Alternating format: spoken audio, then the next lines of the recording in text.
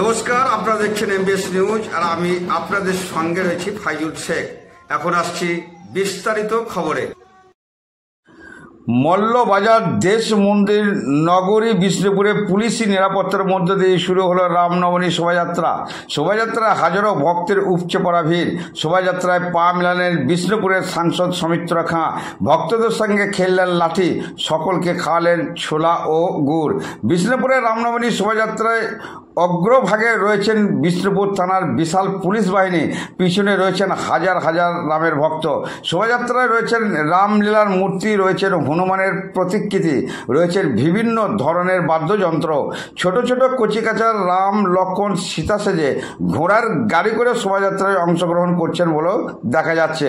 গদা হাতে হনুমান ভক্তও রয়েছেন শোভাযাত্রায়। শোভাযাত্রা অংশগ্রহণকারী ভক্তদের যাতে এই প্রচণ্ড রোদে অসুবিধা না হয় তার জন্য রাস্তার মোড়ে মোড়ে তৈরি করা হয়েছে জলছত্র, যাতে রয়েছে নুন, চিনি, জল, কাঁচা ছোলা সামগ্রীর শহর জুড়ে নিরাপত্তা বাড়ানো হয়েছে। শহরের প্রতিটি মোড়ে মোড়ে মোতায়েন করা হয়েছে পুলিশ। পাশাপাশি বিষ্ণুপুরের বিজেপি সাংসদ সৌমিত্র খাঁ এই শোভাযাত্রায় অংশগ্রহণ করে ভক্তদের সঙ্গে খেললেন লাঠি।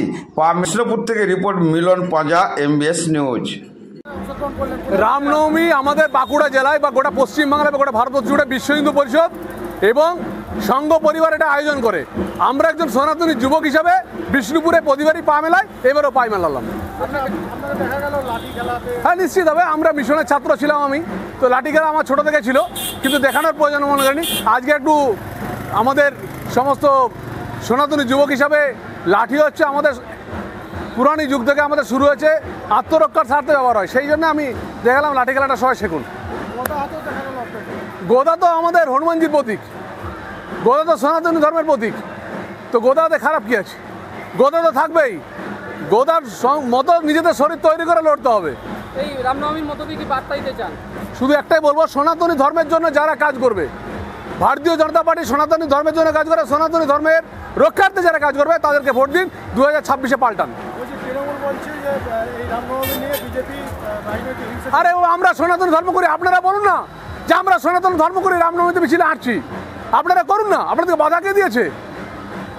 আপনারা বলতে পারবেন না যে আপনারা সনাতনী ধর্মের জন্য কিছু করছেন, আপনারা রোহিঙ্গাদের জন্য করেন।